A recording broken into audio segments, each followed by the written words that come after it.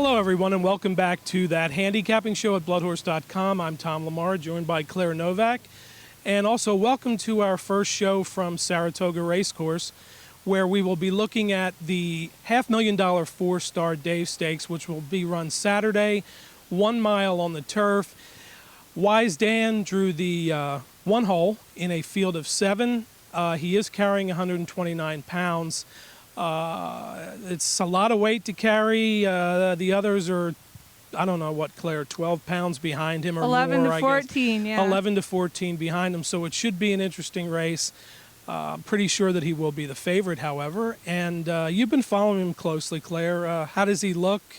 You've spoken to the trainer. How is it looking for the race on Saturday? Yeah, I don't know anything about this horse. And the trainer sometimes can be a pain in the butt to deal with. No, he looks great up here. If anybody had a chance to see his turf work from the other day, just a powerhouse move. And the thing about Wise Dan, he's the horse of the year, but it's not like he's a horse of the year who won a couple races and then lost and then won and then, he has extremely consistent form, because when you win 7 straight stakes in a row and 5 of them are grade 1s, that's a pretty good deal. So in this race in particular, a race he won last year, I don't really see any reason to bet against. His Firecracker Handicap win last time out at Churchill Downs was extremely impressive. Yes, and he is very, very good at the 1 mile on the turf, of course. Mm-hmm. And so he does look tough. I don't put a lot of stock into weight generally when I handicap until it gets into the double digits. So this one could be a little bit interesting. I still think that he is the class of the race. A horse that I'll be looking for is Leah, who has,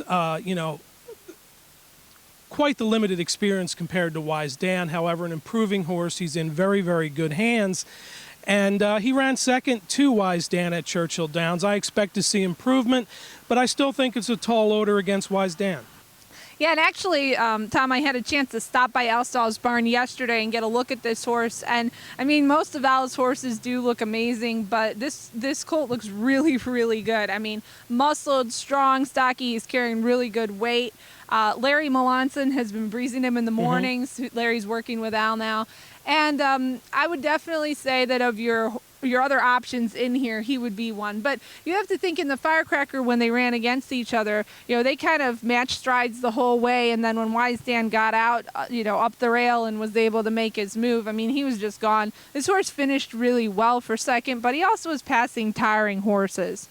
So, think of him in maybe some additional wagers, but I'm just going Wise Dan to win here because I don't really think there's any point in doing very much else. All right. You had mentioned horses like Skyring, King Creasa, Mr. Commons, of course, who is here with John Sheriffs from California. Mm-hmm. It's a very interesting race. I think it's a fairly deep field once you get past Wise Dan, so We'll just have to wait and see what happens with Wise Dan. So. Well, Skyring won the Dixie at Pimlico on the lead, wire to wire, actually. So that is an interesting scenario depending on how the pace sets up. But King Creasa is the most consistent speed in the race, so I would expect those two to be forwardly placed. And then a horse like Mr. Commons, I was talking to John Sheriffs for my race preview, which you can read on bloodhorse.com.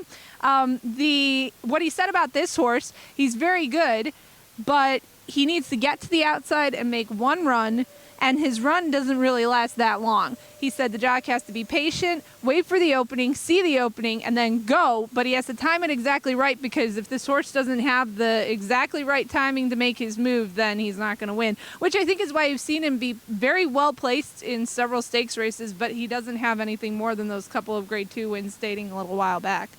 All right, so we have generally the same two horses, Wise Dan and Leah, and it should be a good race. The weather's supposed to be very nice on Saturday with much less humidity, and to my knowledge, there is no rain in the forecast, so the course should be firm. So the Fourstardave on Saturday, and we thank Brisnet.com for the past performances. For Claire, I'm Tom. We'll see you next time on That Handicapping Show.